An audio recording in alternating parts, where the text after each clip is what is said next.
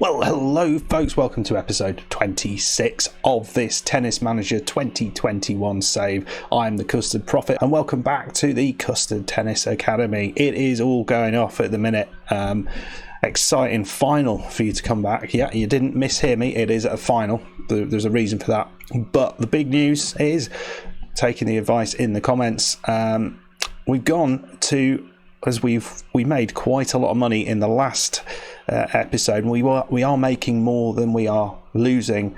We have decided to upgrade our sports centre. This will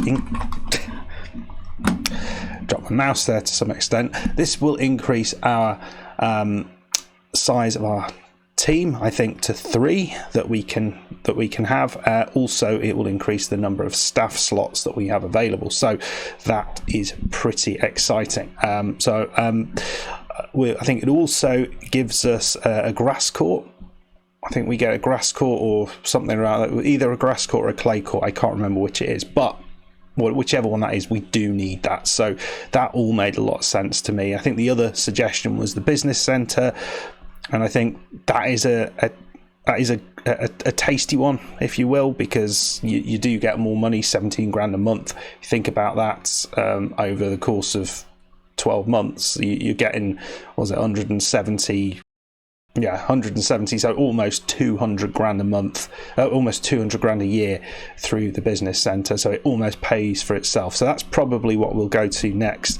Medical centre, it's a cheap upgrade, so yeah, I'm not sure yet. But we're coming back, as I said, for a final. But it's not just one final, it's 2 finals. Check this out.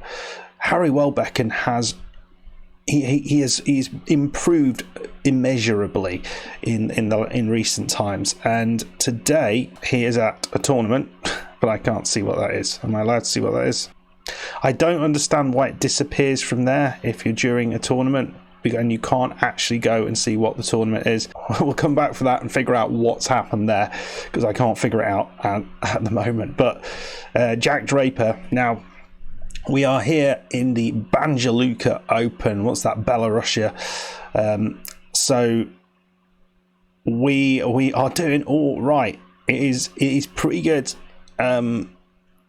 We're all the way through to the final. Yes, looking at the players who we are going up against, they are nowhere near as strong as we are. But as was pointed out, if he continually loses in the first couple of rounds, how's he going to get that confidence? So this is what we're trying to do here. We're coming into this tournament with the hope to win it and give us a little bit of a confidence boost.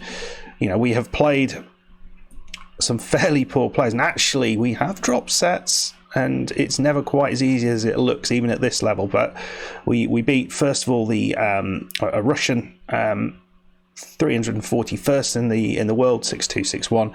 Then another Russian. He took a set off us, and actually he was a really powerful server. We had to just change our tactics a little bit. We were struggling on his serve, but lost the first set 6-3, but then changing the tactics up, won the next 2, 6-3, 6-3. So fairly consistent game. We then played Emilio Gonez, who was the 5th seed in the tournament in the quarterfinals. Beat him 6-3, 6-2, and we've just beaten the Portuguese lad Pedro Sousa 7-6, 6-4. That was hard going, it really was. And we are going to be playing Leonard Meyer, and if you think you've heard of that name, you have, because he is one of the he was up there in the top places not so long ago. I guess he's getting on a bit. Best player in the whole tournament was, other than us, was 154th, but he got knocked out surprisingly by this Czech lad. Yeah, that's where we are, and hopefully we can get ourselves a little trophy and £3,200 prize money. It's not a lot. We get 80 points, which is a reasonable amount, and hopefully that can sort of push us on a little bit. Let's go and do a final, and then we'll see how Harry's got on in his tournament, which we can't figure out what that actually is. So apparently we want to try and win the forehand battle, because we are better than him on the forehand, so I guess we focus on his forehand. Again, he's not he's got a good smash, but there's not a lot going for him. Speed, even at his age, he's 35. Even at his age, he's still pretty speedy around the court.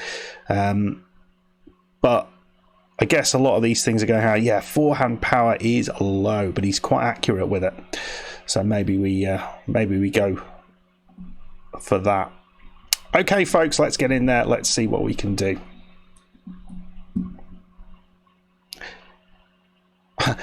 Let's go with this. It's an important match. I know you're aware of it. I trust you. That's yeah. Listen carefully. That's good. I had one which made so little sense. I can't remember what exactly it was, but it just as if the words just had been randomly selected and put together. Right, before we do anything, what I am going to do, which is what I have been doing recently, is just putting us on a slightly more attacking footing. It seems defensively we're not that great. We're still trying to get this defensive baseline play trained up. Every week I think we have a session devoted to learning this, but it doesn't seem to do anything. Anyway, let's get into it. Let's see how we do. Well, it's 5-all, surprisingly, and well, that came out of nowhere into the net, and we've just taken a 6-5 lead. I can't remember him having a hard serve.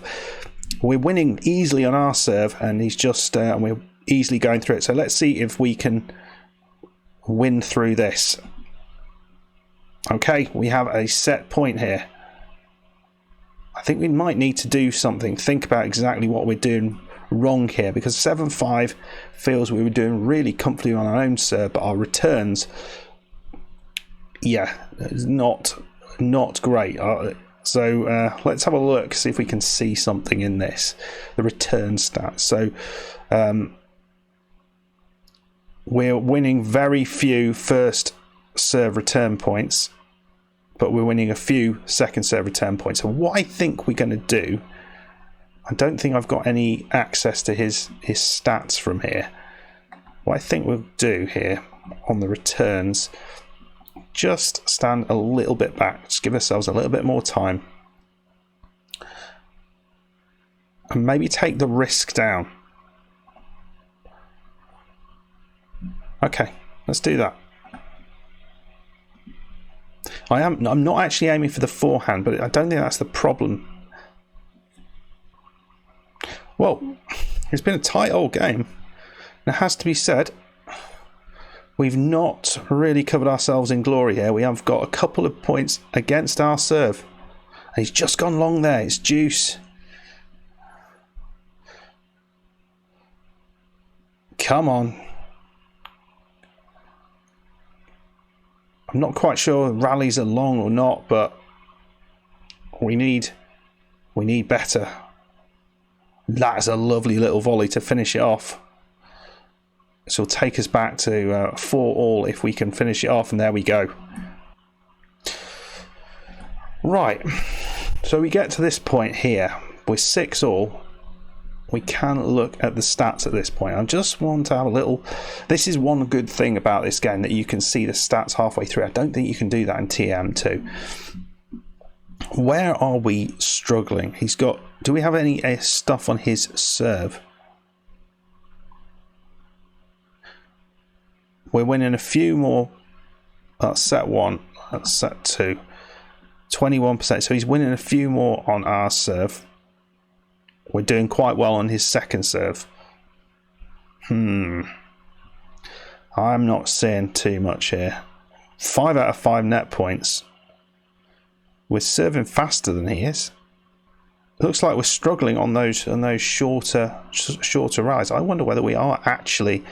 I'm going to take that attacking thing off. I wonder whether we're trying a little bit too hard. It's a dangerous one for this tie break, but we'll see. We'll see what this does. Fingers crossed that sorts things out. Do we go just for the end of this? No, I don't want to do that. Close. So we've got key points there. Okay. No, let's go on. Let's see what we can do. Well, we were in the driving seat here. We were 5-1 up, and we've lost 4 points on the trot. It's 6-1 now. But we've just won that one back on his serve, and there it's 7-6. Don't know what's going on here. Into the net, 7-all. He's gone wide with that, 8-7. Match point, tournament point here. He's at the net. He's done it. He's done it. And there it is. He worked hard for it. It was harder than I hoped, but we have got through that game against Leonardo Maia, and we are the Banja Luka Open winners. Nice. That feels good. Not much of a victory though. But I mean, come on. Let's focus on the next round. We won the bloody thing. Jack Drapper is presumptuous. Oh, the language this game uses is just awesome. But that's it. We have got through. So let's see how Danny Welbeken got on. We didn't see anything. He got through to the final. It looks like, unfortunately, in the R10 Varna tournament, he didn't quite make it. Let's just have a quick look at that.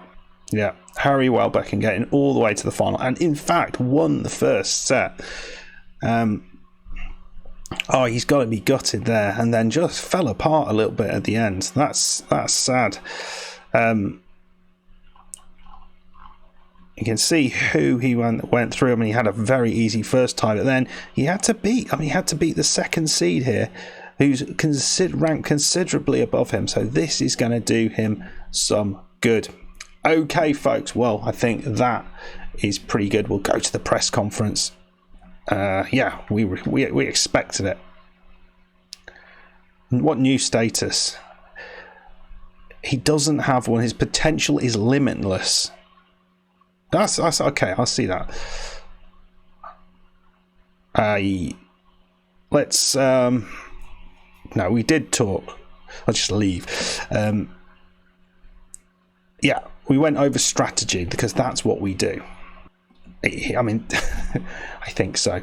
So, the one last thing I wanted to have a look at just before the end, and I want to get your opinion on this. So we're going to have a little look at the player search.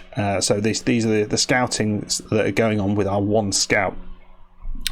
Now, what I'd like to do is to replace Harry, who we've done a lot with. I think the team has done really well. And don't forget, we are going to be getting another position. But I would like to get a female tennis player at the academy as well.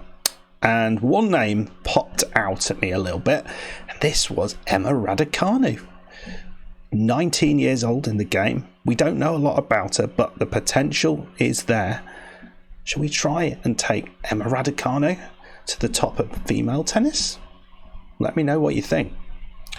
Anyway, folks, that is it for today. I hope you enjoyed it. If you did, hit that like button, subscribe if you're new, and I will see you for the next one, where hopefully we can take this success and move forward with it. Thank you very much. Goodbye.